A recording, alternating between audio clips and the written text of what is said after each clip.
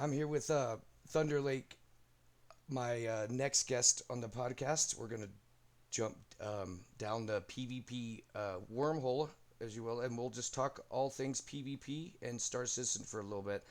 And I want to appreciate my guest for coming. And who are you? What's your call sign? And what org do you fly for, if you do? Hey, yeah. Thanks, Swayze. Appreciate it. And yeah, I'm ThunderLake. I'm the leader of Bladevale, a Star Citizen Marauder organization. We basically are focused on organizing PvP, you know, tactical dominance, and just we thrive in fighting other players and taking what we want. You know, I've been running the game for a while, and I enjoy setting up battles. I like to claim I'm a just a turret gunner who flies because I actually do prefer gunning, but we all know that piloting is probably pretty dominant. So yeah, I've been recently focusing on piloting. Nice. We'll have to go and you can turret gun then one time, and I'll roll with you just to chill. That'd be cool. Yeah, for sure. Sounds good. It's nice to have like a good turret gunner too. It's a whole nother way to fly with you have two people in it, which is pretty cool. Yeah. Yeah, unfortunately the game, has some difficulties with balancing and such like that, and we'll talk about it, I'm sure. For sure. Um but yeah, no, gunning is definitely like what I like to do, and I've been with Blightveil for since I started it with me and the High Councilman and a bunch of members that left some organizations. So, yeah, I've been running it since like 2024, 2023. Nice, nice. Um, how did you discover Star Citizen? How long did you play before you created Blackville? Played for a couple years actually. I heard about Star Citizen first from my dad. I think it's a funny meme, right? He was one of the original backers, and at the time, I thought he was pretty crazy. Thought it was like a wild idea, but how it goes when COVID hit. I had just bought like a PC and found myself with some time, so I was hanging out with him or whatever, and he brought up the game again. So I took a look into it like late October of 2021, and I was like, "Ooh, interesting. Let's see how this goes." And it started playing, and I've been playing ever since. So it's almost 4 years now until October, a couple months till October. Nice, you're a veteran for sure. That's what's up. Um, when you did start playing, what was your first impressions of it? Like you heard from your dad. Did he sell it? I mean, did he knock it on the head, or did you? Was it better than expected? Well, when I first started playing, like he didn't really sell it very well. I thought he was kind of wild for even backing it back in the day. Sorry, any original backers. I'm sorry to say, like it seemed like a pretty ambitious dream or a goal, so I wasn't really interested in that time, and I had some other stuff going on in my real life. So I started playing late October, early November. When he mentioned it and brought it up, I looked up some videos when I was doing PC gaming, and some of their marketing obviously is on point, right? If you think about it, they really do well in that category. So I took a look into it, and I really wasn't playing that many other games, so I was like, let me take a look at this. I watched some YouTube videos, did some research online, and then I decided to pick it up and give it a try. And I started with the Avenger Titan package, and I started running box missions. So I was totally new to it all. After a couple weeks, I like tried taking on a player bounty in my Titan. He was like in an MSR, and he just fucking blew me up in 2 seconds. And I was like, "Holy shit!" Like players are difficult to fight. And I loved how different Star Citizen felt. So there was like no loading screens, pretty great visuals, and like complexity you don't see in other games. And it really drew me in playing. So that was my first impressions of playing the game. I wasn't really into it. I did a lot of research, and then got into it, started running box messages, and I was just started fighting players, and then that's kind of really what my first impression was. It was an interesting, unique game that had never been done before, and I liked the ambition that they had. And it seemed like when I picked it up, which I think was like 3.16, like it just came out or was just about to come out. That's when things started to get a little bit more, I would say, very playable. Like I think people started seeing there was less bugs kind of interacting with individuals and such. From what I experienced, I didn't experience a difficult time when I first started playing. Nice. 316. Yeah, cool. I'm gonna be curious to see everybody's different when they started and stuff. Like the guy that had last Pickle Snatcher, he was started 4.0, so it's gonna be nice to see these different ranges of experience, right? And Yeah, Papa thousand Freedom percent. was one of those original backers too. So, and he's all mad about it now. But it's like shout out to Papa Freedom wherever you're at out there. Yeah. Shout out, shout out. He's like the one thing he wanted was just to jump the wormhole. That's like what he got in the game for, which is crazy Yep. if you think about what people would think Papa Freedom wanted to get in the game for. He wanted to jump between systems. He did that. Yeah. And he's like later. But it's Well, like yeah, but it's interesting. Like I was like at the end of 3.9. I was in 3.9. I think right. I was like maybe a week and a half yep. before the new flight model, so it's like I know nothing in an Aurora, so I only know this Mike. one really. So Yeah, with like Papa Freedom, my experience with him, like when I was first playing up, I didn't really know much of the PvP side of things at all. I was just getting into the game, barely playing, and I think when I looked back at some of my old footages when I first began playing, and I think this will probably get us into like the next phase, but like when I started playing with organizations, I noticed Papa Freedom and some other individuals, like even from Pax Mortis, like we had fought like early on, like giving like bounty hunt. They were like doing bounty hunting, or we were bounty hunting them. And Papa Freedom's name definitely they strung out as like someone like to recognize when I was first playing. So I thought it was interesting not knowing who he was and then finding out later and like maybe building a relationship afterwards, which was always great to see. that's really cool, very cool. Yeah, it's like Freedom's a cool dude, and then like I did that like my first friend I made outside of like Black Fleet was G-Lock, so it's like it was cool. Like Yep, then say what's up, and then just kind of be friends now. That's cool. Hope he feels the same. That'd be embarrassing. No, I'm joking. He's gonna do this too, so exactly. he'll be down the road. He'll do it when he's not busy. But yeah, that's Yeah, really of cool. course. Like that's who when I first got in, like him and Drecky, them both, and then Dino Teeth, and they're the ones that got me up to where I'm at now. Help me out. So it's like for sure. Of Um, course. yeah, really cool. Um, so have you or do you play any other space games? I would just say like let's say PvP space game. I mean, uh, like Star Citizen, and if you do, like, do they how they compare? Yeah, so I've played other space games. There's very few space games that I've played that really compare to Star Citizen whatsoever. I've enjoyed games like Dead Space, and one of the recent ones that came out that had played like the beta testing on was Wildgate. Mostly I would play strategy space titles like Stellaris or Galactic Civilization 3, but really nothing that scratches the surface of where Star Citizen is. If it's going to be like an MMO slash simulator or a realistic type thing, I've never played anything like that. So the game is completely unique. I've never played anything quite like it, and that's what I think really keeps me going. Is just that it's such a unique experience every time, and playing with individuals and friends really make or break the game. So I haven't played anything like it, but I have played other space game genres.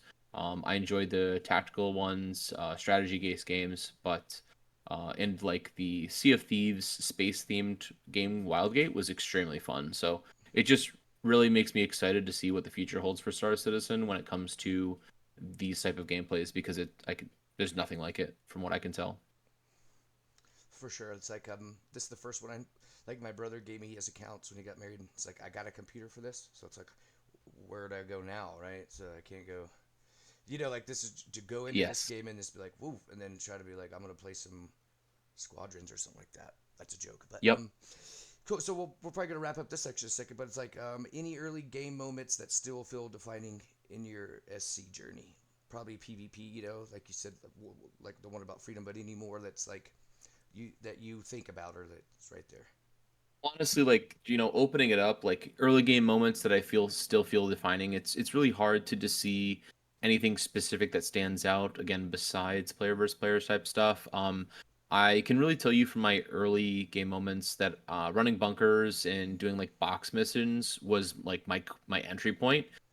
space flight and simulators. I played a couple like World War II or World War One like simulators before, but I never really was like involved or invested.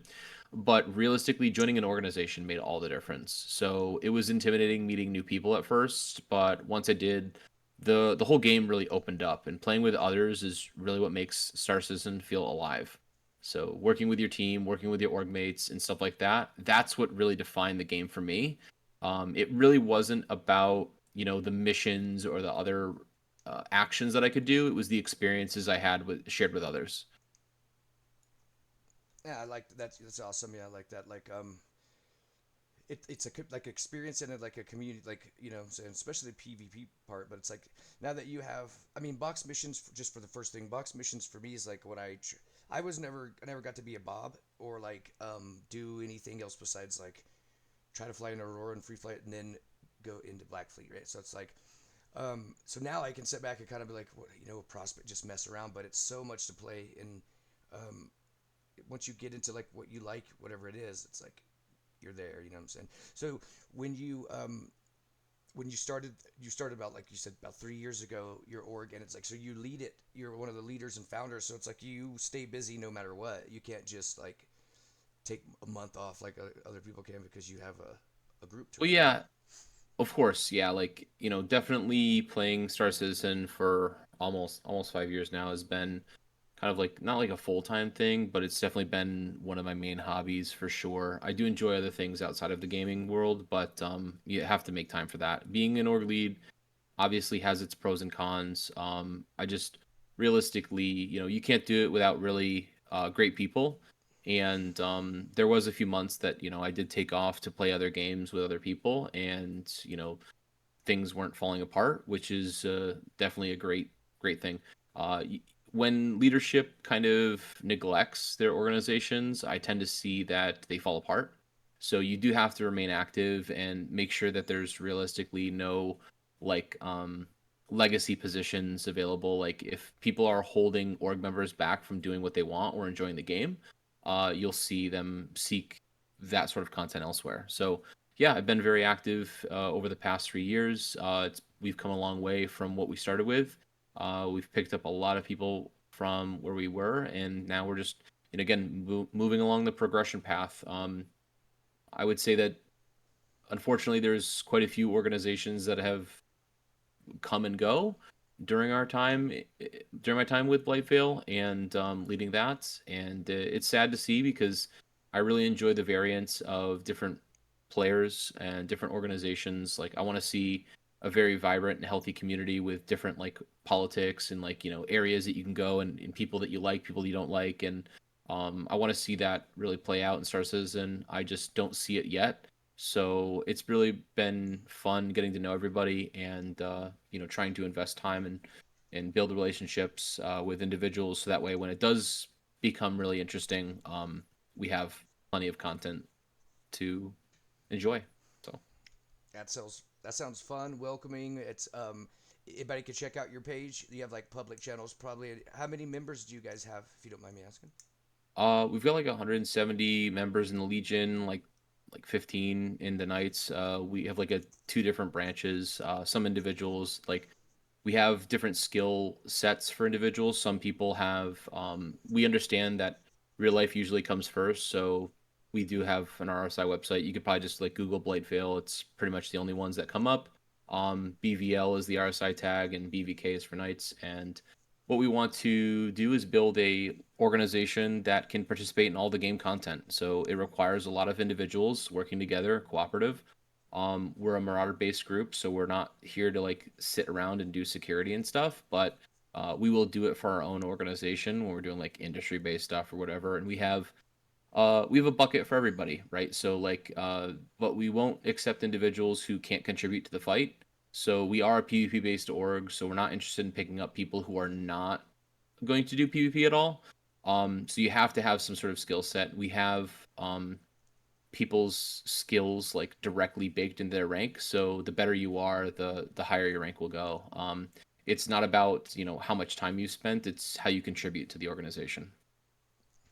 There, he said it. So you have over 100 people to have your back, but if you call people people griefers for killing you in the PU, probably not the place. But you can always check it out because they are PvP. That's what they do. So that's what Agreed. the show's.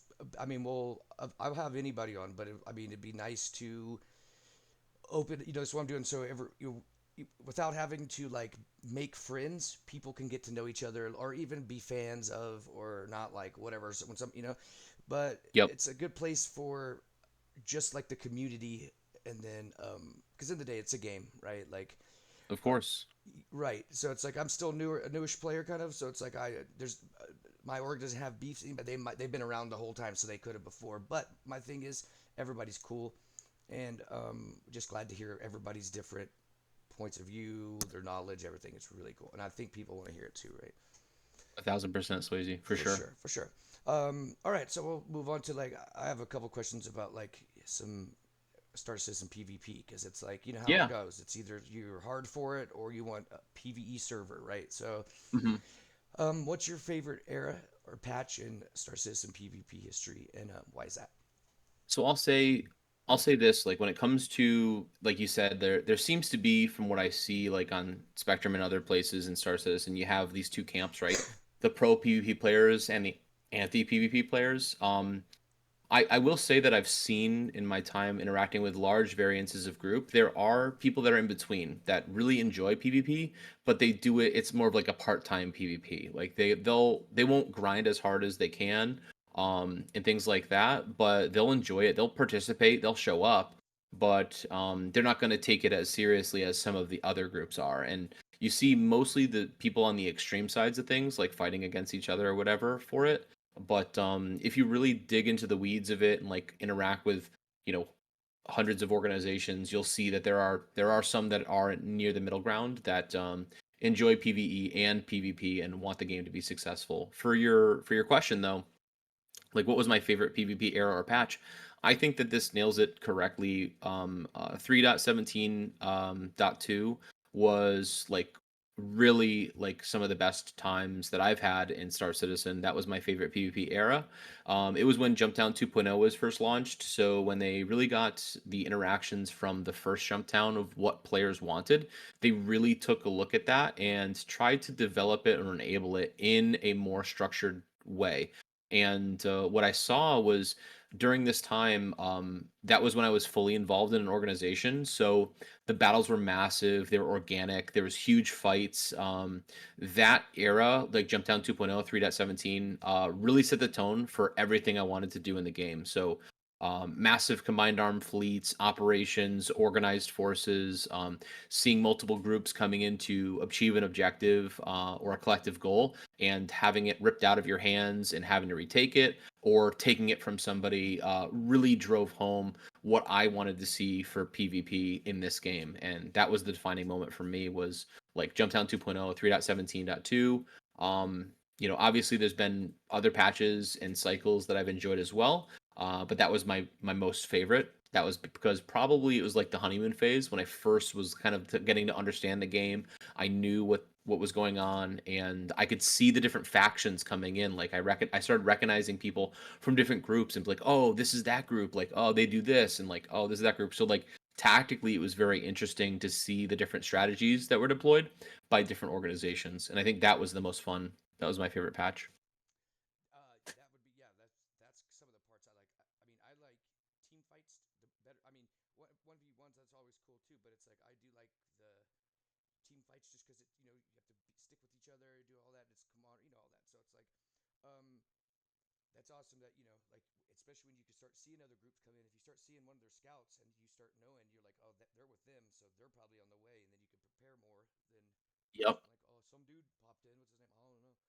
You know what I mean? So The anticipation really can make or break the moment because it starts to add stress to the environment. I think that's what makes it very interesting is that like knowing that you're being seen or watched and you're not sure of the enemy force or composition that may be coming to take it from you. So you're trying to wrap up, everyone's trying to do their best and people are just having a great time. It's just a lot of fun. It can be very stressful for some individuals. Some people are more focused and they enjoy that. But it's really the risk that really drives the factor when it comes to like, oh, there they are, like let's get them or things like that. So no, yeah, team fighting and stuff. It's been really great. Um, just in general, like That's my favorite type of thing to do is I enjoy more like the combined arms stuff than anything. Really love transitioning from like air to ground and moving going in and fighting an FPS like, ripping the ripping the dog tags off someone you just killed or looting them and then getting onto your ship and flying away and then fighting more people like another squadron comes in and attacks you or whatever and it's just all mass. I just really wish they evolved a little bit more and again I'm not saying like more survivability but it would really cool to see a lot more transitional fights and I don't mind the singular domain battles as well like singular FPS or singular flight combat in space but I think the game really comes together when a true dynamic like combined arms force like fights another force as well. I think those are really the best moments for me. Those are really fun to be a part of, and then even to watch. But yeah, it's like I had an idea, like that you're a turret gunner, and so we don't really have. I mean, I think Backpack Nuke has gone with me a couple times, but it's like Drake. I mean, Drake's not going to be my gunner, right? But it's like so if you have Uh-huh. a gunner that wants to be a gunner and then has like the mindset, like look, you imagine like three Scorpiuses or like two of them, right? And Yep. one of your gunners, we clear the air over a spot, and then we can drop the three ships, or even two ships can drop, and then the two turret gunners or three can be on Yep. to clear the you know the objective, and You, then they can go back up and then pick them up again. Do you see what I'm saying? So the ships, exactly. that'd be really cool. I want to try that. It'd be so cool. Yeah, a lot of these multi-crew ships really enjoy doing that too. People having dual roles and being very versatile is key to success in a lot of these missions. I can tell you the most fun that I had was working in the Hurricane with my organization, like 3.17.2. I was with Black Star Initiative, and we did a lot of battles and jump towns, and like we started gearing up for like PvP parties and that like the end of that year. And the Hurricane was really a great ship because you could have someone who wasn't like the best pilot who was learning, and they could be your gunner. And oftentimes you could put them in a position that isn't normal. Like you could reach out and touch somebody along your vertical or like horizontal or something like that. That like it just makes aerodynamic like the fighting a bit more involved and interesting. A lot of people that are just fighting in fighters, obviously, there's a specific way that you see them engage. A lot of weapons are forward firing, so I enjoy the turret gunning aspect because I enjoy the different angles that you can get or create with fighting with those multi-crew ships. Like especially the dual seaters are really fun. The multi-crew ships, I wish it was in a better state, but the Hurricane was my go-to ship for those individuals who weren't as sweaty when it comes to like superior like light fighter fighting, which I would argue was the meta, like real big meta back then. Sometimes the Hurricane and the turret gunners could make a difference when the pilot could close range and you could really get a nice pancake shot on those fighters. You could do a lot of damage. Yeah, for sure. And then like even like the Hurricane's a good ship too. I like it. I like how it flies, like flat shot, flat fly. Um, Yep. and then the Scorpius with like eight Panthers or NDBs, and then people shooting a pilot and his gunner shooting the same target. It just in this Yep. flight model can just shred because you can't go anywhere anyway, right? Yeah, Really cool. unfortunately. Yeah. Yep. Was the arrow was good back then, or at 3.7 too? Yeah, Arrow wasn't bad. or 7 too. People definitely chose it. It still had its weaknesses. It was a smaller target. Things can hit like in the atmosphere. It was similar to the other light fighters. It was definitely competitive. Like you could definitely choose it. And it was competitive. There was a lot of movement involved in the last flight model. So during 3.17.2, if you knew how to position your ship and move your ship around, it really didn't matter much. Like there wasn't like there was so much more involved that the specific ship you chose didn't always dictate the fight. And that's what I feel like a lot of individuals lost or felt that they're missing is that like you could make almost anything work. There was a few exceptions, obviously, but the arrow like could go toe to toe with different things. Pilot skill mattered significantly more when it came down to that. Maybe we could argue that maybe too much. But the Arrow was definitely a great ship in 3.17 too. No questions about that.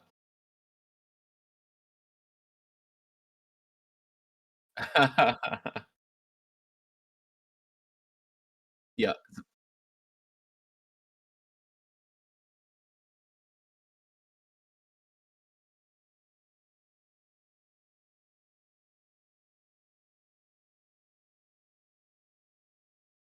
Yeah. Opportunistic fighting, of course.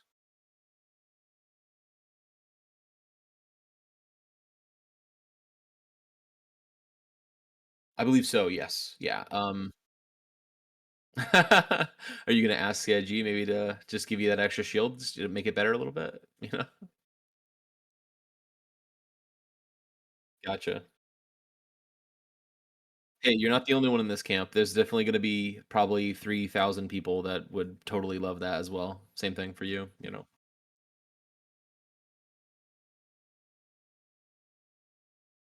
Yeah.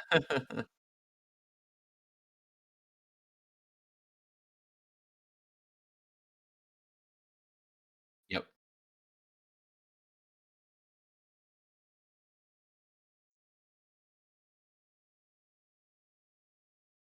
Yeah, it's difficult.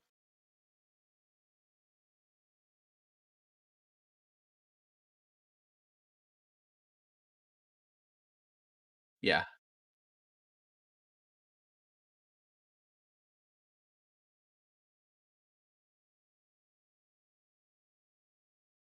Yeah, yeah, you rotate them.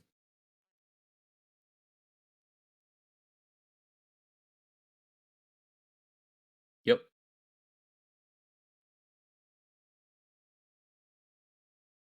Yeah, no worries. So I do enjoy flying the Gladius right now. I do focus on like meta style ships and stuff. I really love turret gunning, obviously, like I said. So gunning on the Idris or Polaris is really fun. Um, I've always had a soft spot for ballistic repeaters or cannons. But for like like comps, we can talk about that in a little bit. But when like you're talking about like favorite ships,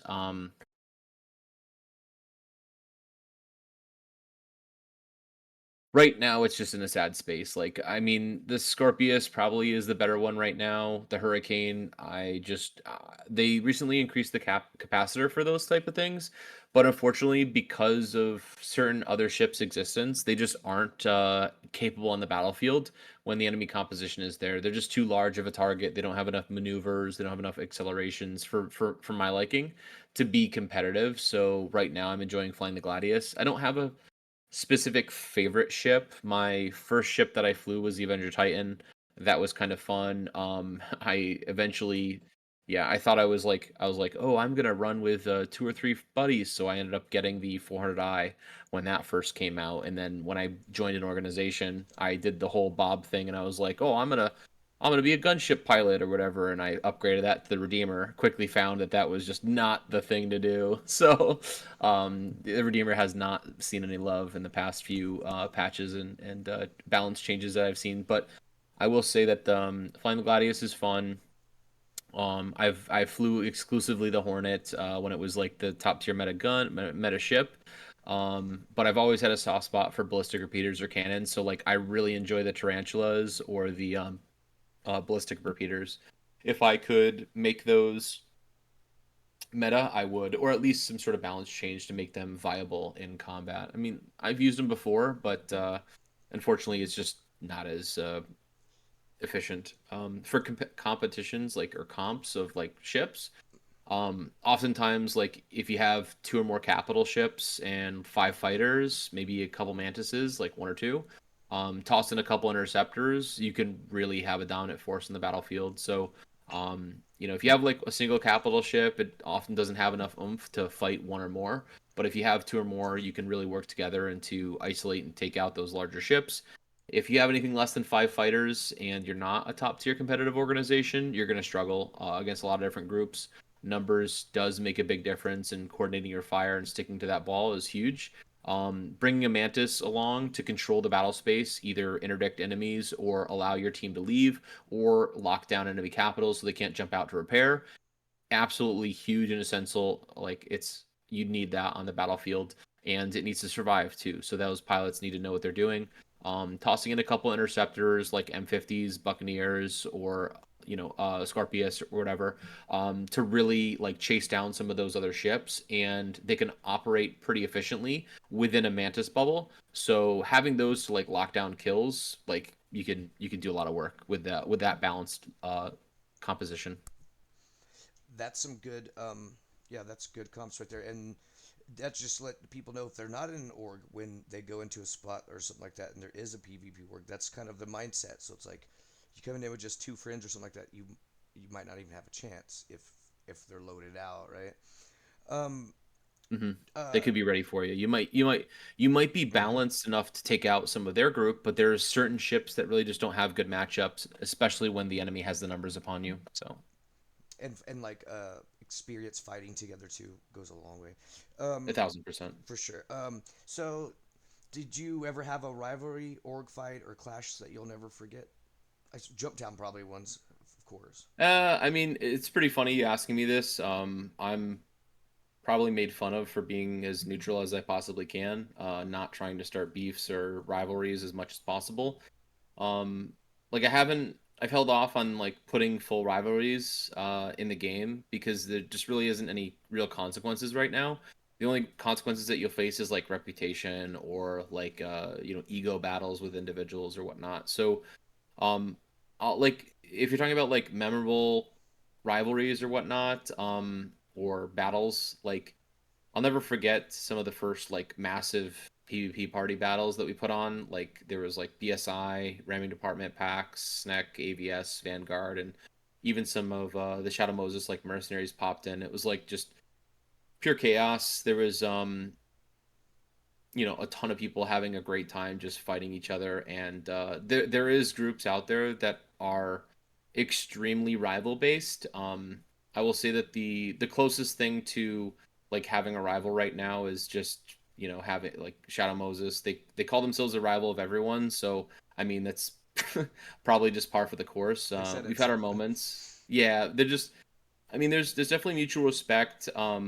Like a lot of our guys are really appreciative of their top level competitiveness, and like I'm sure some of them as well, from what I hear, respect some of our guys as well. But there's definitely some like definite rivals or people that like when they kill some of our guys, like they're like, oh yeah, fuck that guy, or like if we end up getting a kill on some of their guys, like people are having a good time. So we'll see what happens like when the game matures and brings real consequences in the game. But right now, like, no, I'm not really interested in like creating significant long-term lasting rivalries. It's just there's no value in my mind for that. Besides, keeping content for your organization, and our organization isn't like upset or anything like that. We make our own content, so we often invite organizations to battle, and we have a good relationship with a lot of different groups. So I don't. There's no really need for a rivalry, if that makes sense. But we definitely see other groups having like strong rivalries, and we tend to like to set up battle events to see those rivalries come to fruition in a engagement. So that's always a fun time. right, like in a nice setting, so it doesn't get all heated and sloppy on the yeah. That's Oh, I'm similar. fine with the heated, sloppy stuff, Yeah, but I try to keep it, above the board or above the table if I can. I've gotten myself into some hot water making some shit talk channels here and there. A lot of people like it, so I don't mind it either myself. But it takes a lot of time and effort and energy to maintain that, so it's just not something I'm interested in the long term. That's all. we'll have another question later on that gets back kind of to what you were saying about like there's nothing to get out of it yet. We'll go back to it and we'll see it. Yeah, Because that's an interesting point too about like later on. We'll ask it later on, but like imagine if there perfect. was, right? Yeah. Okay, so we'll kind of move on. How did you get good at Star Citizen? Like GG's. Were you like a natural, or like you got with a group and they trained you, or like refined you already had the skills, I just had to put them in place? What was it about? So for me, like my experience and stuff, like I wouldn't even really say I'm good. Like I'm just practiced, right? I put in the time. I repeated the same actions, studied my mistakes, and stayed motivated, right? So it's not um like a crazy hard path but you have to be committed. So I've reached what I consider a solid level where I can hold my own in dogfights and team fights and realistically contribute positively in the battle space. It requires just a lot of practice. looking at yourself, recording your fight, seeing what you did wrong, um, taking that and learning from it, and then working on it. Obviously communicating with other individuals who are more talented, working on those type of things. Like that's realistically like how I got to where I'm at. It was just time put in, right? So like, there's nothing that can relate to that. There's no secret strategy. It's just putting in time, understanding, analyzing your mistakes, building up those like biochemical pathways to like, to understand and acknowledge the what's happening in front of you. And there's a lot of pilot intuition that goes into it. So the more fights that you get into, the more you'll recognize like areas that you need to get out of, or like things that you're doing wrong that you need to correct. And that kind of really puts you into a solid position. I was very, very lucky. I had some of the best trainers possible when I was in BSI, and they really taught me a lot when it comes to team fighting and practicing and stuff like that. So I tried my best to reiterate those for everyone that I've been with, and really compound upon those like type of skills. But I haven't really done any specific like one-on-one training. I've recently been like working on it a little bit better and going through there, but I wouldn't say I'm like anywhere close to like my consideration of good yet. If I'm talking about myself when it comes to the PU unpracticed, untrained level, much better than like 90% of people out there. And it's just the reason why we say that is because there's such a stark difference between those that put in zero time to train and those that put in like just a meager, like, 30 minutes a day, or like twice a week you're practicing for like 2 hours. Like, you can see people skyrocket from being completely trash to 2 months they are like the best fucking pilot ever. And I've seen that in multiple occasions for individuals. The difficulty is maintaining that. Everyone has a different um, deterioration of their skill. So like, if you take a month break or 2 months break and patches change, you could see someone really fall off pretty hard. um, Also, if you see someone's like motivation die down, if they're not disciplined, their motivation goes away and they're not disciplined, they stop practicing, they can become worse. It's really about how you practice, where you practice, and like what you do, and your mindset, and just continuously looking to improve yourself. That's what allowed me to reach where I'm at. Yeah, I agree. It's like you can do this by yourself. Maybe I'm saying it's going to be hard. Like trying to any kind of even ground and stuff. Like if you, Hmm. I'm not saying you can't, but it's like one of the like the best things you can have when you're trying to get good. Like you said was Having a constant mentor. fights. Yep, having a mentor and having like being able for somebody to record your fights with somebody. Even like freedom would Yep. do it from like a third person, but even have both of you do it a third like a third person doing it even helps you better because you can exactly see where your ships are. But then going Yep. back and reviewing it and having somebody tell you what you're doing wrong and not having like a weird thing about not wanting to hear it, right? And man, it Yeah. sets you so far if you really just listen to what you're doing and then correct it, right? And like you said, Yeah. time. You have to put time in or you won't get nowhere for sure. Yeah, if I had any advice for like people for like getting better at PvP, you hit the nail on the head there when it comes to um like just continuing and not having like an ego block you. Like, you're going to lose often, and you will not know why. Like, that's completely normal. Like, record your fights, review them, send them to others for feedback, and then commit to training. Like, go into Arena Commander, fight better players. Like, even when you lose motivation, just keep training. And that's how improvement really sticks. I think that would be like the best thing that you could do to try to get better at PvP and like get good, quote unquote, right? Is just you're gonna lose. Don't let anything block you. Record your fights, review them, ask others for feedback, and you'll get there for sure, 100%. Yeah, like we had a thing when I was a prospect. It was like you when you start learning, you start winning. It's like okay, Black Fleet wanted to see the fights I lost against good people, and not so much. I mean, the once you win, yeah, those are good to have. You could save those too, but uh, showing the fights you lose against other people to your org. Like I fought this dude last night. Tell me what I'm doing wrong or what he. And usually, if you have a couple people look on it, it's a lot better, right? A lot clearer. You Yep, listen and put the time in, but for sure. 1,000% agreed.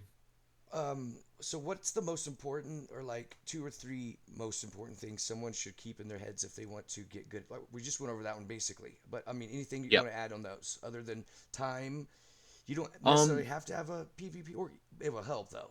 For yeah, sure. 1,000. Yep. So for sure, the best things that you can do, like if I had to message like the top three things again, it's record your fights again, like we talked about, review them and ask others for repeating there. Not having like an egotistical mindset when you're learning. Understand that you are going to lose. Making sure that you don't have any barriers for that, and then yeah, putting in the time. Like there's nothing that replaces you having seat time. You need to do reviews. You need to look at what you're doing wrong. You need to make sure you have the mentality to stick through it.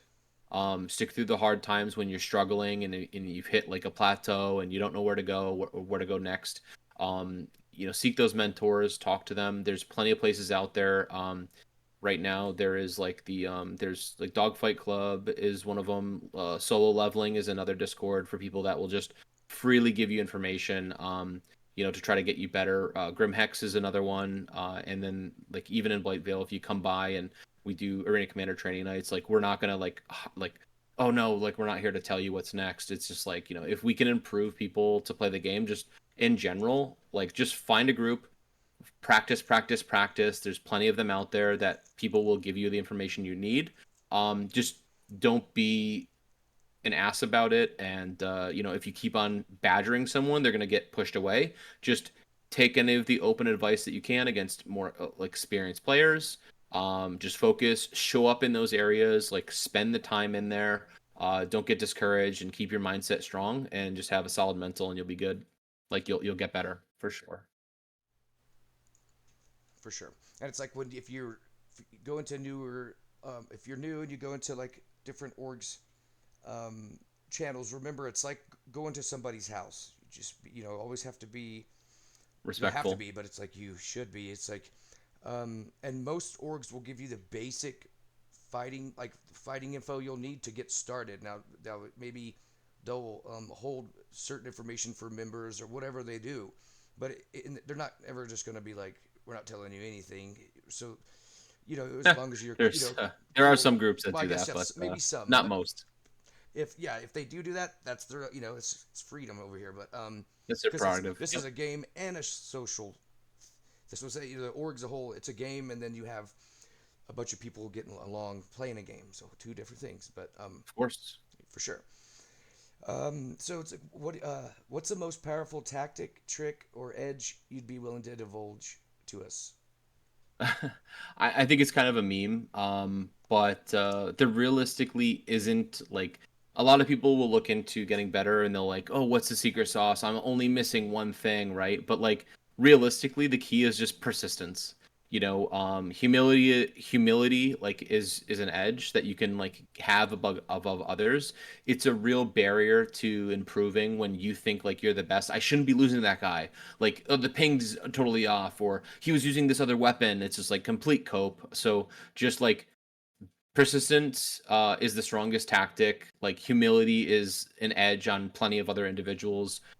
Being willing to learn from others, like don't let ego block your growth, and those are the fastest way to improve is just to shut up and listen, right? Just put it out there. What can I do better, and what like that's like the best way. Like there's realistically like I guess you could say like fly certain ships right now, like be in touch with what the meta is, because I think we recently had a fight with a group, and it was funny because I was in a Hornet and this other guy was in a Hornet, and I heard like what they said or something like that, and he was like, I was in a full damage build and I couldn't hit the guy or whatever or kill him, and my shields went down instantly. It's like, well, I was using repeaters and the guy was using full like slow velocity ballistics. Like I was able to avoid almost 90% of his damage, like as he's spraying into the ether. And it's just like just because something on paper shows some numbers are correct, like this is the best damage build or whatever, like velocity, movement, your understanding of the game all play a factor when it comes to PvP. So there's the most powerful tactic or edge is information, I would say, like being in touch with what the meta is, understanding the opponents, understanding how they're going to respond to pressure, and being able to like coordinate and adapt. Like, so I guess teamwork and information is like the most powerful tactic besides having the strongest mental persistence and humility, right? I agree. And then the only thing I would add, so as you just say, and if you had a 5090 and like a 9300 XD, you Yes, were yes, gonna yes. be in some, Okay, yeah. so like the best internet, it's like all that could help too, like a lot. Yes. But Agreed, agreed. I like how you're pointing out the ones that we need to have on the inside for good character. That's good. But it's like, man, if you just like, I don't want to have that much. I love my pride and I don't like humility. Do like a 5090 and a 9300, and you might be all right enough to, buy. That's the sad part. Yeah, yeah. But it's like So frames, those are, frames is huge. Frames no, is right? huge. Like buying a good computer, like you need something at the top of the line to realistically compete with the top players because at such a high level, from what I gather, it's literally like, one or two different shots. Like if you miss 10 shots, they miss none, you're dead. So like it's literally such a not a coin flip, but the very minute mistakes that you can make can really make the difference in a large way in the battle. And having a decent rig, decent internet is going to actually win fights. If you have 20 frames in a battle and the other person has 120, you're in trouble because things are visually you cannot appropriately respond in the time that it takes to respond to them, like, or you might be delayed in understanding what the enemy flight ship is doing, so it's harder for you or more delayed for you to react to that, and then you just can lose fights that way. It's just gonna look like they're cheating. You're like, this dude just rolled up, didn't take any shots, and just killed me in 3 shots. It's like, no, he saw the whole fight at 120 frames, and your 37 frames just saw him skipping and jumping right to your death, right? But Yeah, exactly. if you get two Virgils, one against each other, same setup, everything, and one has a 5090 and the other one has a 3080, the rich Virgil takes it all day long. And and they say what? That's the truth. I mean, if you're gonna go like Yeah, you I said, hear you. you have to have the trade, you have to have the mindset and all that, and that helps. But it's like you could have all that, and you go against somebody with that kind of setup, and they're equally good. They take the championship all day, and that's sad. Because It is I've unfortunate, said it but before. It's like Chris Roberts is not doing it right. Like you entice people to blow money in your game on you let the system requirements be the same, right? You don't have like a PlayStation 5 that's better than the other one. You let the and then the in-game stuff like, okay, so we all have the same kind of FPS. Now it's who buys the F7A because it's like you get an F7A 5090 93 whatever you want to do like that. Then you have good internet and you play yourself with your old setup. Your new self wins, right? Every time. yeah, agreed. And obviously, experience plays a factor as well. But I think you raise a very good point that like, if you have to have like five different things. You have to have like your mentality in alignment for PvP, or what how to get the edge on your opponent. You have to have experience on your opponent. You have to have a good system to match your opponent, and you have to know your ship on your opponent, and then you have to also like ch- just be able to have good mechanics, right? So it's just like those things really play an edge, and I really do agree that like it would be nice that there could be a wider range of individuals that could play at a certain level. Like if we could minimize the differences or like the contributing factors to ship choice, experience, teamwork, coordination, I think we'd all be much happier. But as it stands right now, they definitely want more and more people to play the game, and a lot of people don't understand that just because the game can run doesn't mean you're on an equal playing field with other players. 100%. I think make sure. I mean, everybody remember that because it's like you're like I got 57 frames isn't bad. It's like until somebody comes up with some 140, and it's gonna be really bad. It's gonna look like you're gonna be like, they cheated. They're like using an aimbot or something because I mean you won't be able to catch up. So it's like what's real rough right now. It's like okay, competition. I would rather all so them just letting the FPS go crazy like that anyway is like you would think that in a game like this where they make sure everything else is fair, um, they let that not be a fair point really, and it's like whether you have and we all know we can't do nothing about it, it's alpha, but it's like so not only are the ships like if you don't have an F7A really sometimes you don't have to like you can Mhm. get good where you can do it in a Gladi. or whatever, but it's like you get like didn't take rewind it and just get in your F7A and just creep around the PU or like Arena Commander, and you can stomp a lot of people just because of the ship. So now you have that ship that's better than other, or better at that than others, and then you have to they're letting the systems go and check like cap the FPS for everyone, and then let your expensive ships that you say the reason why you pay this much is because it's better than a normal F7C. It's like that's if we have better internet though, right? So I can have an F7A and like a 2060, and you can have a like a Herald and a 59. You know what I'm saying? It gets get bad, but Yeah, don't let us double dip. I'm not going to call somebody out on how they do their money, but it's like, man, don't we don't want to double dip too much because people get it's upset. it's tough when you feel like outside things of the game contribute so much to the outcome, if that makes sense. Yes, or that going into it, you should read the specs and then follow this game's system specs, right? Because that's if you want to.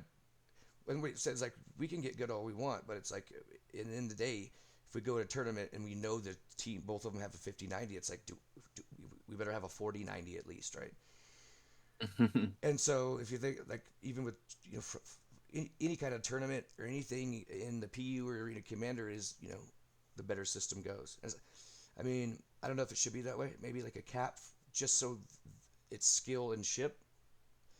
That's how yeah, they I'm try to not sell it, right? But Yeah, I'm not in favor of any cap specifically. I know that things are a little bit unbalanced or unequal. I think the game is still in such a fluctuation state that right now it wouldn't make any sense to put much limiting factors. I think more meat needs to be added to the game, and we can then start talking about like, okay, let's get into ship balance, and then after that we can talk about to like PC balance or performance balance. Like right now people are barely getting performance, they're trying to get as much as possible, and I understand that does make a meaningful difference, but right now without any consequence in the game, like it realistically doesn't matter. All it does is matter is in like high tier competitive play, and pride, you realistically right? would love to have an equal playing field, but you can mitigate that because all the individuals typically signing up for those have the best they can possibly have. So I'm not super concerned about that when it comes to the casual player or the player who just wants to enjoy the experience of Star Citizen. I don't think we should put any hard limits, but that's just where we might disagree. That's all. uh, Not even disagree. Just yeah, we're just throwing them out there. Like we'll have another couple questions about like things that we could put in, and Yeah, for yeah, sure. there's no right or wrong here. It's just I mean, unless we're like doing math and stuff right now. Yeah. So it's like how do we feel about so this? I mean, we kind of I like how these questions kind of roll in the other ones. So it's like how do we feel about the current state of PvP? And that's kind of like Okay. a little piece of it, but it's like I mean more of a general thing if you want, or you can break it down however. Yeah, I mean, my thoughts on the current state of PvP is that it's in a rough spot. The flight model, like lack of defined ship roles, the absence of consequence, all contribute. I know that hardcore players will still make it work, but in the moment, there's just no meaningful reason to PvP, and it really hurts. I The current state of PvP, I enjoy it. I think it's fun. I think many individuals will still do it regardless, but the it is it's very difficult when you look at some of the where you can go in fights and what makes a difference in PvP, and you only see a few different ships, you only see a few different like strategies winning out against others. Obviously, skill and experience comes into play as well. So that was really what makes it interesting. But like, there's just you know certain ships just don't have a place in PvP at all, that are supposed to. There's no real consequence to losing your ship, besides like maybe an ego loss or like loss of your team, and what you just respawn and go get another ship in like 3 minutes. Um, it just lacks meaningful purpose, right? And that's what I really think is what the difficulty is in the current state of PvP. Because if you think about it, like a lot of people are still playing, a lot of people are still like fighting and stuff like that, or PvP orgs are still going out there to try to do things, but a lot of people have lost interest in certain things because there's just nothing keeping them here. There's no substance to it. There's plenty of other ways that they could do things differently. it's just in such a state of flux that it's not in the best spot at the moment from what I've seen before and what I think it could be. So yeah. For sure. Yeah. Um, so like, because that's a good point too. It's like, like especially people that's been around for more, flight models are obviously going to have like I really can't say much on that because it's like when it comes to flight model because I really don't know the other one that well. I just like a couple weeks or whatever. So it's like it's good to hear some points from people that's played more. You've had two flight models or three? Just two. Two. Just Nice. two. Okay. So yeah, Yeah. what's working? We kind of touched on that too, but it's like, what's the most important healing PvP needs right now? Like balance, mechanic, or a bug? I know Okay. that we have a long way to go. We're in alpha, but like one that you think would be generally everybody would say like that one should be done first, right? Fixed first. Okay. So like you said like what's working and like what should be done to like fix things or whatever or Yeah, what like what needs needs. healing? Just what Okay. little part needs like some love and care in the Um PvP. yeah, for Star Citizen, I think what's working is like its uniqueness. There's nothing else like it, like I said before. Um, there really isn't anything that compares from what I've seen. There are some other things that do like flight combat better or like looting better or whatever, but there's nothing that compares to it when it all comes together and the seamlessness of it all. But what's missing or what needs healing is just core MMO systems. Like there's player progression is completely off balance. Org tools like party finders, meaningful mission design. Until those get fleshed out, like player motivation will continue to suffer. The individuals that are currently playing the game are either hardcore or they have a reason to play or they're trying to just relax and they enjoy the serenity of playing and enjoying the visuals.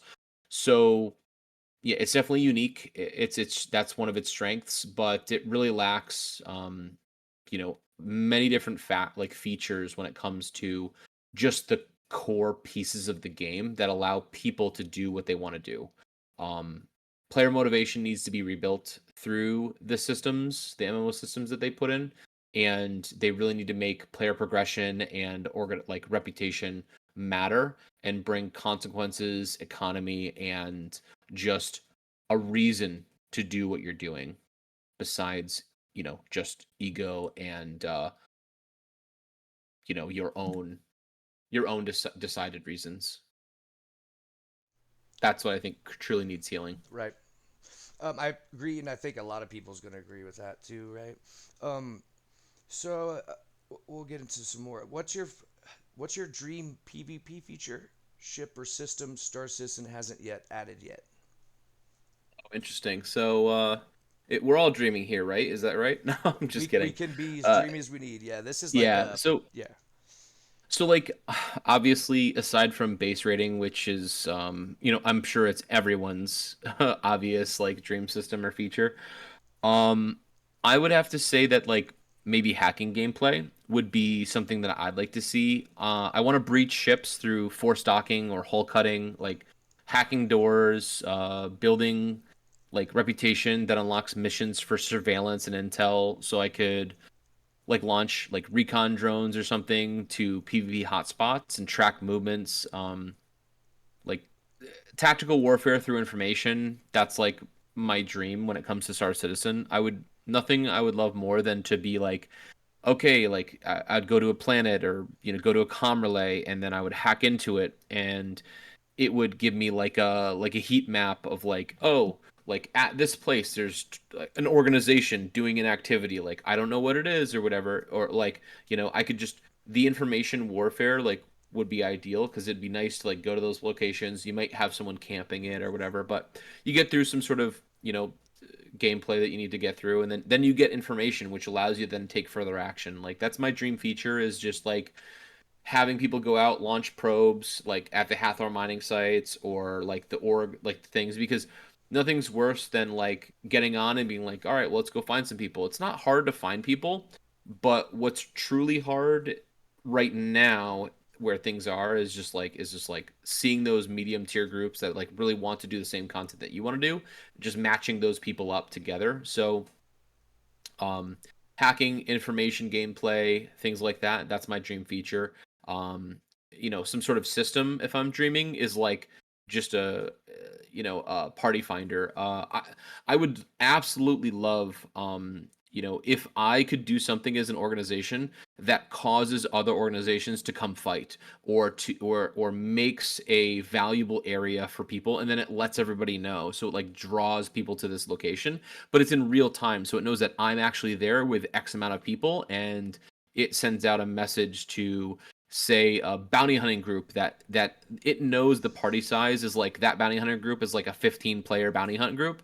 Like it would give them my mission, like to come attack me, that I'm because I'm like activating some sort of bunker or some bullshit. Like that would be really cool. Yeah, For like me, that's like my dream. that's really cool. Like, say if the orgs were involved in the game, and like when you're, say if you like, just for example, Kova like shipping it or something has like a Yes. terminal or something in there that your org would have to fly there, fly whatever, get down and hit the button, whatever it may be, and then that like pings the game and like orgs and Yep. stuff like through the site that your org is controlling that now, and then if you control it for a certain amount of time, or like how long can you Yeah. do, that's your rep. That'd be pretty cool, right? Yeah, exactly. Yeah, for sure. Like anything like that, like capture the hill type stuff, that's perfectly fine. Even like event inter like maybe if we're able to do that, and we capture it, like it allows us to get information on the next objective, which we could do that the next day or something, which again would then trigger more responses from other groups and stuff like that. That would be really cool. Just a progressive path of hacking and information, I think would be really great. That would be my dream for a PvP feature, ship or like system. Yeah, but you said like cutting through the hole and stuff would be really cool, I think. 1,000. Yeah, I want to do that. Yeah, Yeah, be so like great.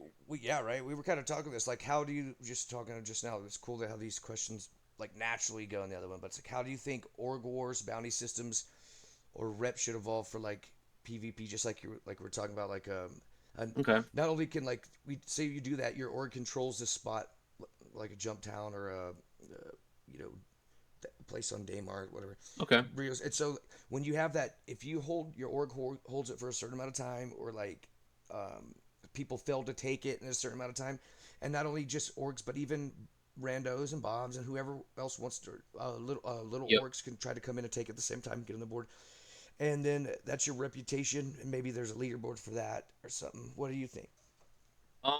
For like org wars and stuff, I think they should exist in like a couple forms. Like we can talk about the specifics, if it makes sense. Like, but I think overall the direction should be, there should be two reasons orgs should go to war and stuff like that. Is like there's a sandbox org war, and then there's like a narrative based org war. So I think orgs should be able to quote unquote like declare war or whatever freely. But it should give like notifications, like friend or foe tags, or like the ability to mark like targets or hotspots on your like Moby-Glass map or something like that, maybe for leaders. Um, it should involve some level of like strategic warfare. That would So be cool. like Yeah. hitting logistics or resource hubs for organizations, like um just like wherever the org that you decided to declare war on was, like maybe again, if we had that dream feature, like you could then be notified like where this group is maybe taking place in the game, not instead of like trying to info all their group and stuff like that and just getting insider information. That's fine too, whatever, but like it would be cool if the game actually supported that type of stuff. It would really help bring people together. I think that those sandbox style org wars would be really cool. And they could be based on like any sort of objective. Like they could be like, we just want to hurt their rep.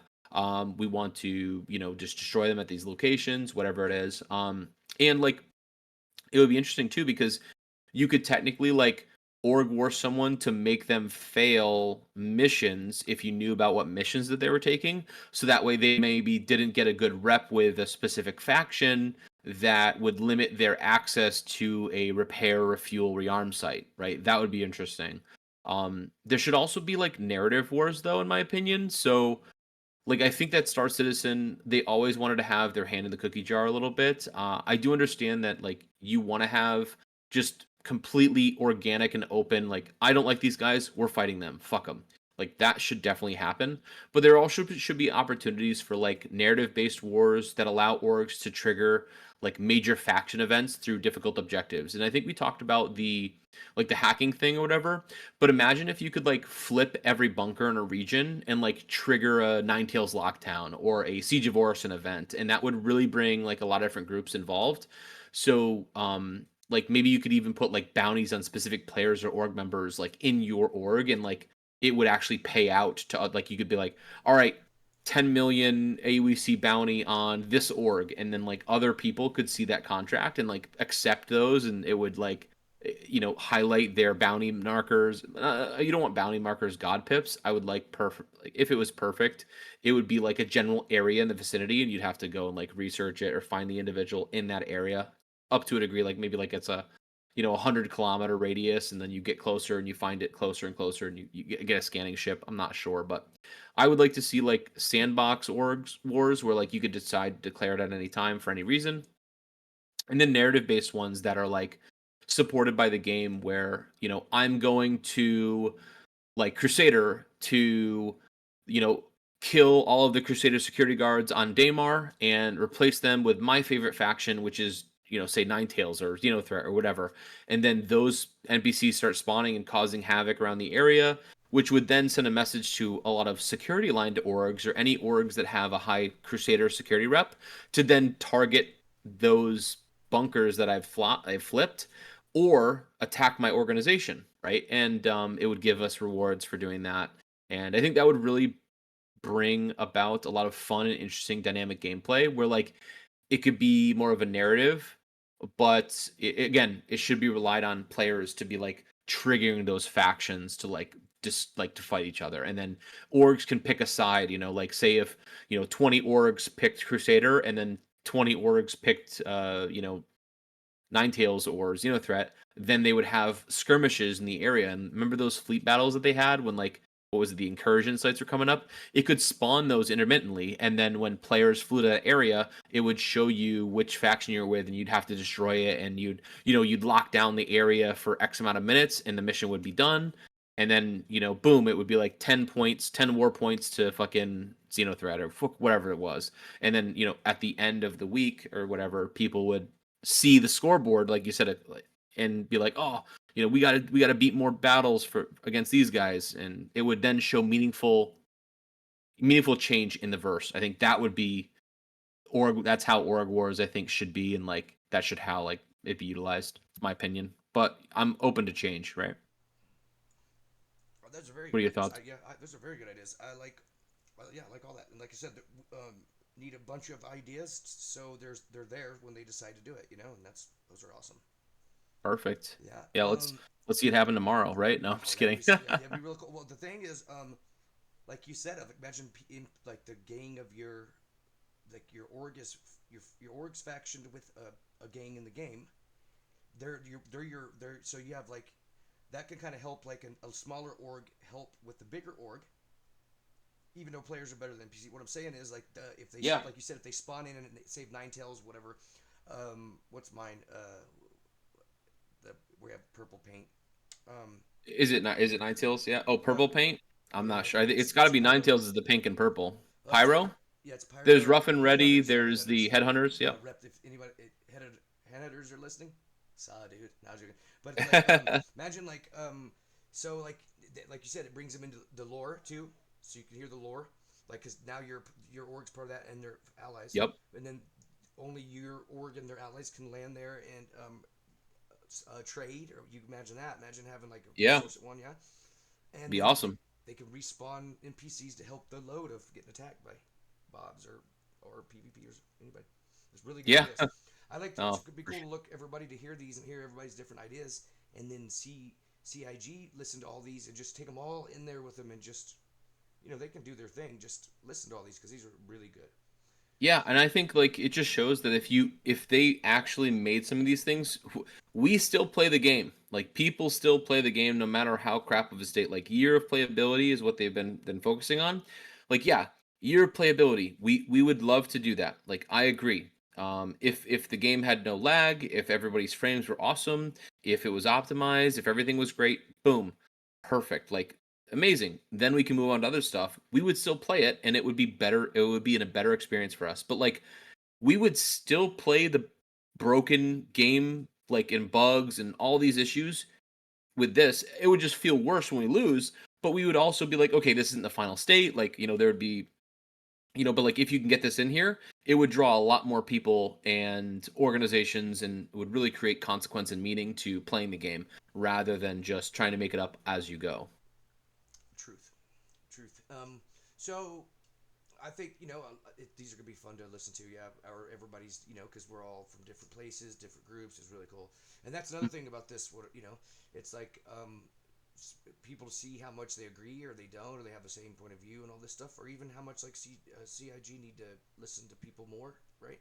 Instead of people just run talking crap on some like Reddit or what's it called Spectrum. Here they can actually hear Yeah. people talking about it, not being just mad at one of the devs or whatever, right? So really good Yeah, I don't discussion. think anyone should really get crazily mad at each other. I think it's No, just, no, they we're all don't just for trying to sure, see a better game, being for made sure, and for everyone else to see that too. We'd love to see the game succeed and I'm sure that there's plenty of people that are pushing for just a better experience for everybody. So, no, yeah, exactly. for sure. What makes a flight truly meaningful to you, even beyond victory? I know a lot of people's is going to be to win, but like, what is it for you? The flight or like a A fight? fight, yeah, fight. Okay, a fight. What makes a fight truly meaningful? I would say just consequences. Just if a fight has real stakes, reputation, territory, progress, it becomes grading. It's something greater. Like just it becomes like, something that means more than just another number, right? Territories, progress. Like if you are progressing in a mission and you're trying to do something, and then a fight, you win that fight and it unlocks another mission set or type or like a unique reward that only your group has or something like that, like that's really what makes some of these fights meaningful. um Even beyond just winning. Winning is great, love winning for sure. Every time if I could choose to win or lose, I would choose win. But losing really causes individuals to make different choices and really to reflect on, or should at least reflect on what you could do better next time. But what makes the fights meaningful is, the is just like what does it mean to win, right? What do you gain from it? What do you lose from it? If it's just a number that goes down and there's no real meaningful loss, it has less of a meaning, right? If I could respawn in 2 seconds and be in the same ship with no loss of parts or anything like that, like it doesn't really, like all you did was you slapped somebody, and they just got right back up. But being able to truly cripple your opponents, to truly fight them so you win and they can no longer fight, that's what really derives a lot of meaning when it comes to fighting for me. So it's not in the game yet. I don't think it's ready for it necessarily, but I think if they introduced more meaningful consequences, we may see a lot more pushback, especially because of the state of the game. But I think I will be honest, like that's what makes fights truly meaningful for me is like long term progressive consequence, either logistically, you know, economy wise, or just like, or access wise. Like if I lose access to a jump point because I've lost 5 to 10 fights and I was pushed out of a system, that's what makes the fights meaningful. Yeah, definitely. Like if there's really something like we can't jump to that system now, definitely something to think about, right? Hmm. Yeah. So do you think players have misconceptions about PvPers? Yes. Yeah. Players have misconceptions about PvPers because it's such a wide array of individuals. Like, um, a lot of times, I'll hear stories about PvPers are ruining this or PvPers are ruining that, and a lot of the PvP players, um, they laugh at some of those threats or those difficulties because some of those PvP players have been on the other side of things where like they've been weak in PvP and knowing like, oh, like I shouldn't be doing this or I'm making mistakes. And sometimes it's comical, and the reactions of some PvP players in the community or the space, like are very poor for maintaining that. Being being genuine and trying to help individuals helps bridge the gap to just shore up, like lessen the misconceptions. There will always be misconceptions about PvPers for sure, because some individuals, they have different expectations. And what I think the core misconception is about PvPers is PvP players prefer to fight where you can end up in a place worse off than you started.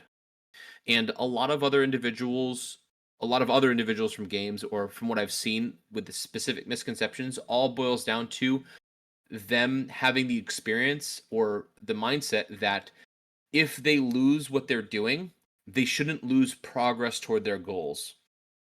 And the PvPer mindset is, I'm in a risky game.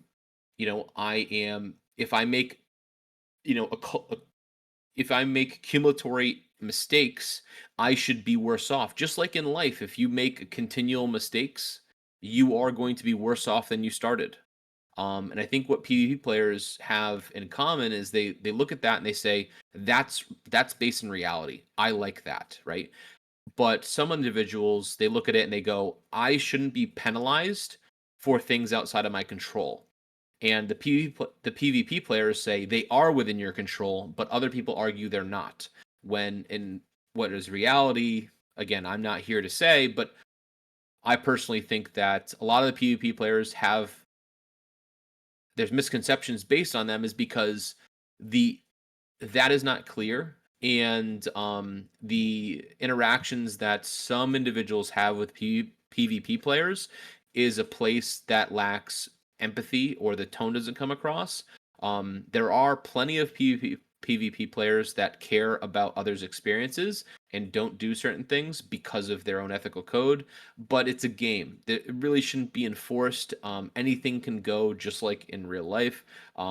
People have consequences to actions, and some of those mistakes that you make allow you to start in a further disadvantageous point from where you were before. And I think that lack of communication, that lack of acknowledgement, really creates some of these misconceptions. Yeah, I agree. And now that player bounties are back, right, with PvP orgs doing player bounties, there won't be as much murdering going on now as there was, right? There was definitely no consequences. What, just the little last patch or whatever. Now that they have them back, people that just, because like you said, it's it's if you do kill somebody, whether they call it whatever name they call it or whatever the situation, if it's in, like, if the, the right area, you get a charge of whatever the laws Crime after you. stat. Yep. And Hmm. then so it can be, you have a bounty on you, and then it's like the last little patch, it wasn't working, and so you could just do whatever you wanted to, everything's fine. Now that there's like um just like high level PvP orgs that are just go, and like teams of them, groups like maybe like yours, they're going out to find these guys. They're gonna stop just killing somebody in OEM for no reason, right? Unless they can back it up or they want to. Yeah.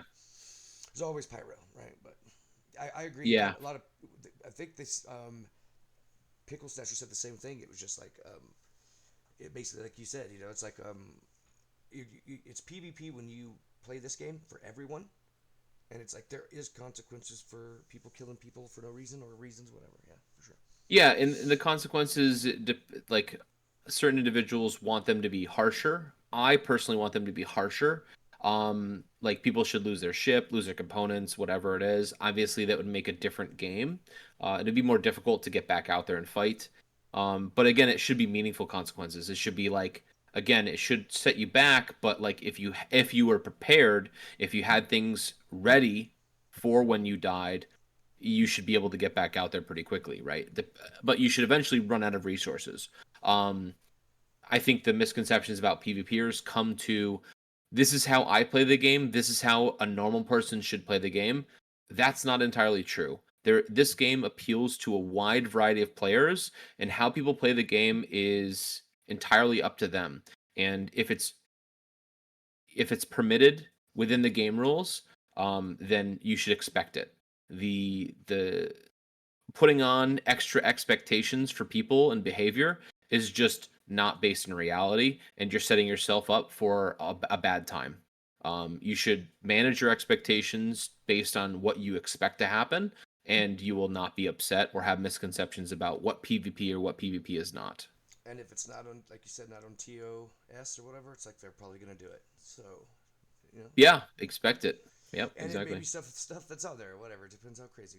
People are crazy. But the thing is, the same people that are out in this world, just individually crazy or whatever. Maybe they're playing the game too. So just it's the same. Like you said, there's a lot of like you keep you go back to like the consequences. Like even before people like get here, lose our ships. Oh, what if we bought them? It's like, well, think what if it just returned your ship that you bought back to your home hanger with stock, everything on it. So everything that you put on Yeah, it and everything was in it. That could be, so you know how people flip out if they think they're going to take their real money ships, but that could be the thing. You get caught, you get busted for a murder. Not only do you lose your, maybe even throw in the gear there or something, right? Just yeah, throwing ideas. Maybe you lose everything on you and everything that was on your ship, and then it's back to stock. it'd be Maybe wild. because Hmm. like you said, people fight better, people plan better, people train better when there's consequences, right?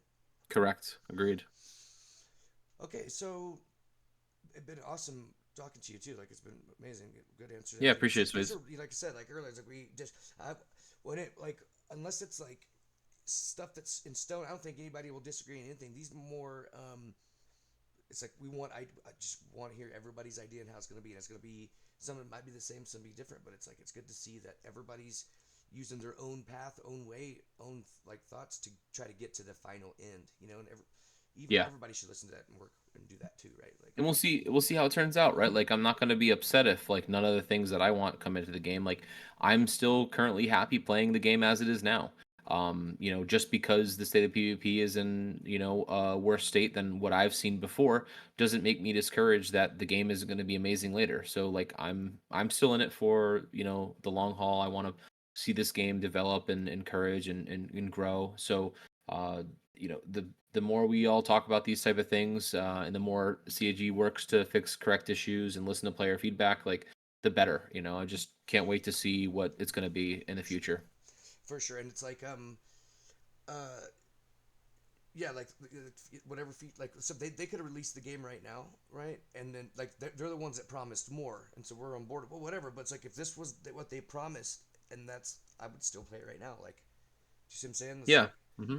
even though it's like well we want more and there's a lot could be more, but it's like but they still have to hold their what they originally said, and then we might all be good after that. It's like what I'm saying. It's nothing. Just like you said, optimism. Just this simple things is what a lot of Yeah. people are I waiting think for. I think they should give up on the promises, and just focus on making a great game. And I think the rest will come.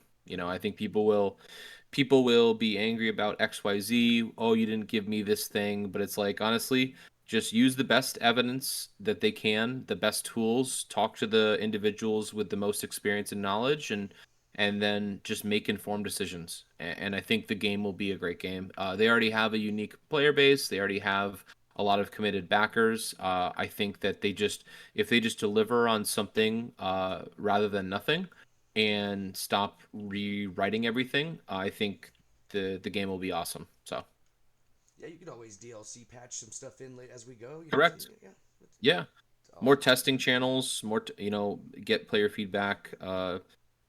Guided player feedback, not someone who's just sitting on Spectrum and not playing the game at all, yeah. but someone who's played and has experience and actually cares for the game Like rather real than. like in game PvP, not chat Yeah, PvP, yeah, right? exactly. Yep.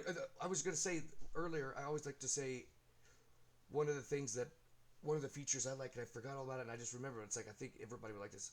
Just before we go, because I want to say a different one on every one, right? Uh-huh. But definitely would like to see like it would be cool like if you go into Arena Commander menu and you could go to flight models and fly every flight model that there was, make everybody happy, and like a free flight or some kind of do some sim. That would be really cool in the future. But That would be interesting. other than little stuff like that, just me being, I'm good with whatever. I'm already good with the game. What I want to get out of it. I don't want to take heat from people saying, but it's like Yeah. this. Yeah, now it's on them. But um, yeah. So we agree on a lot of that stuff. Any Perfect. orgs pilot? We have just a couple more. One really good one because you're a veteran. You're an org leader. You're a PvPer. This is all good. The last one's for you, for sure. But it's like What advice would you offer to new pilots entering the verse um, in Star Citizen today? Okay, advice for new pilots entering the verse. Yeah. Yeah, new pilots entering the verse, I think, should start trying to absorb as much information as possible. Do their research, join a group.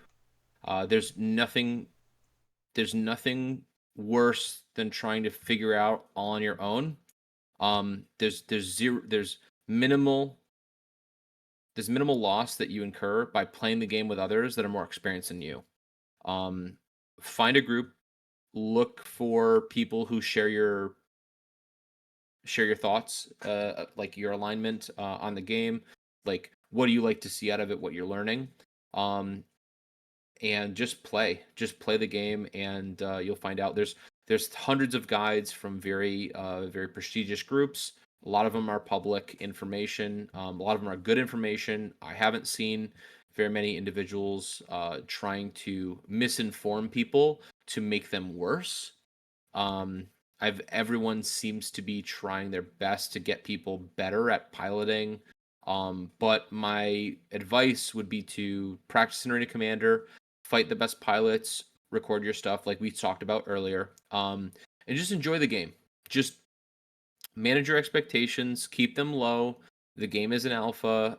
It hasn't been released for quite some time, so don't hold your breath for anything. Just play the game as it is.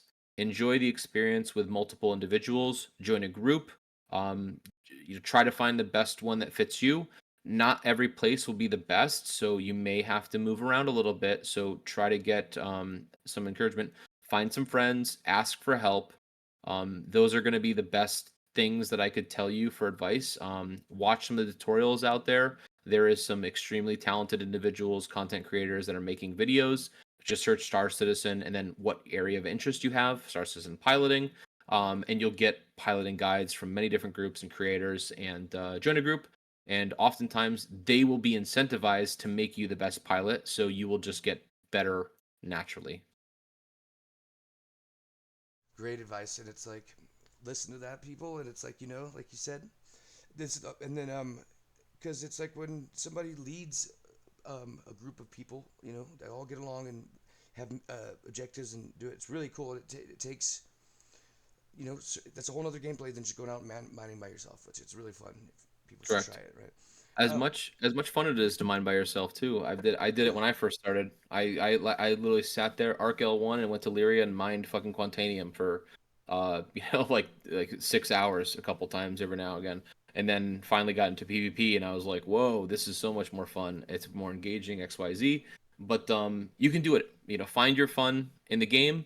There's a group out there for it. And if you have any questions, I'm sure that anyone from a lot of the PvP orgs would be happy to give you information about what org is probably best suited for you.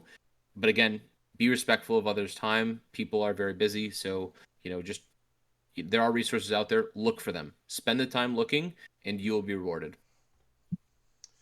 100%. And if you start going into discords and meeting people and stuff, always be polite, like it's your friend's house or something. Don't go in there and be rude or anything. You know what I'm saying? Everybody's getting along.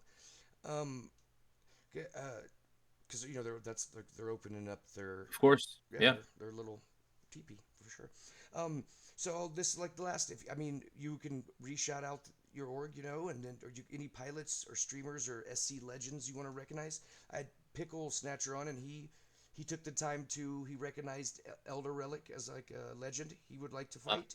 And then he shout out to 388, which is cool. Yeah, and then he challenged like 3 or 4 people to meet him at OM1. So it's like whatever you want to do is whatever you want to do is you could say it's um, yeah, that's a really loaded question for me. I could probably spend 90 minutes recognizing orgs, pilots, legends that I've seen over the course of my time that playing. I could imagine. Um, when it comes to, again, I talked about what like Ramming Department, AVS, a lot of the PvP ones like Black Star Initiative, like that I had fought with. Vanguard, Shadow Moses, like just 100 orgs. What I really want to recognize, like, is again, like I could mention like great pilots, like the list is absolutely astronomical, and I don't want to rehash all of those individuals for favoritism reasons. But yeah, I love Bladeville. It's the best thing that I've done, and I think that the players are what make it the best place that anyone could be. So I'm obviously going to shout my own org out, obviously. But when it comes to Star Citizen, what really makes it special is you see these stories, you see these things unfolding, and it's just really great to see people coming together and playing a game. There's just too many to name when it comes to people because you could name a person, Swayze, and I would have something to say about them probably. The real individuals that I do want to shout out to again, like are some of the newer PvP orgs out there, like BlackRock and Centerborn really stand out as like really organizations that I've seen really growing. Seeing a lot of good things from their leadership and pushing the fights and just taking it as it comes. There's been a few other organizations that I'd like to shout out as well. But again, for favoritism reasons, like I don't realistically want to mention all of them because I will mention 150 organizations with like 300 players. So I'm just gonna hold off on that. The great That's pilots, next episode. the ones that I've yeah, the one that I've interacted with. I wish you all the best. I love flying and talking and playing with you all. All the ones that I've talked to, you know who you are, and you know you're amazing. So just stay great and take it easy. Have fun. Awesome, awesome. I'll shout out to a couple just because you mentioned Cinderboard is cool. I've gone and flown and fought with them. I'm gonna Texan Wright's gonna do this too, so it's like he's funny to watch and chat. He's cool, so it's gonna be a good show. Yeah, yeah. I'll have to They get had an interesting org story coming up, right? So yeah, it's fun. yeah, for sure. And it's like we're just waiting for his internet, like he's having because he's kind of by the flood or something like that, probably. You know that, or he Yep. just has Texan Wright as his name, just as like a flex on the biggest state in the union, whatever. One of those. No, I'm just joking, but no, he's cool too. So it's like just being in the PU and watching him and his org work the. It's like a set, right? That's what you call it, kind of, and it's really cool. So it's like you guys are both exactly, kind of people we want to hear, and I think a lot of people, whether they're PvP or not, will like to listen to these things just to meet new people, see insight, and to talk about a game that maybe some of a lot of their friends don't play, like their real friends, and they can have people to talk to. You know what I'm saying? Yeah, it'd be amazing. I'd love for the game to be put in a state where, everyone's telling their friends about it. Like, are you playing this? This is the new hotness, that would be great. Yeah, and yeah, instead of going like, what game? Like, oh, never mind. Yeah. Yeah, because I love it and it's fine, but it's like It's definitely very niche and it's an enjoyable game. A lot of people like it. There's a lot of good content that comes out of it. But it's just it's not fully cooked yet. It's right. okay. I think Pickle Satcher had a warning for PvPers. He said that's like the last thing he said. He was like, wait till these Twitch kids, or no, what's it called? Fortnite kids get a whiff of this game with their ability not to take a loss as like not to get butthurt Yeah. over a loss and to be at that rapid mind, like their mind works so quick and there's such a good mouse aim that when Fortnite, these like 16, 17-year-old Fortnite kids come up, they're gonna wipe us all out. We're all gonna be Yeah, for sure. I boomers guess we then. can just I guess we can just hope that our experience Well, carries us through. yeah, you and Blindfold will be just fine. You have a lot of members. It's gonna take a lot. Even though like 4 or 5 Fortnite kids take on like 20-person org easy, right? Yeah, yeah, there is times that that numbers do help out for sure. But For sure. at the same time, like The I'm sure dual that the game, the yeah, feet and feathers things you do, like the ground and air is really. I mean, it's nice to have more numbers there, right? agreed. Well, I appreciate you coming by, and it's awesome that you talked. A lot of people want to hear this stuff, and I'm glad that people are coming on and doing it because that's all this about. You guys and your Well, I points of appreciate view. you reaching out, Swayze. For Like I sure, really do. I think that more of this stuff should definitely go forward, and I think I'd love to hear from other people. So just make sure to link me, your videos from all the other individuals. I'll be sure to watch them because I find it very enjoyable. for sure, and I think I appreciate it again. Yeah, great job, and look forward to seeing Blackfeet at some of the PvP parties. Come kill Yeah, us. keep inviting Let's me. do it. Yeah, keep inviting me for sure. I'll trick some people to come back and play. Maybe hopefully by now. Yeah, for sure. Sounds good. No, of Cool, course. cool.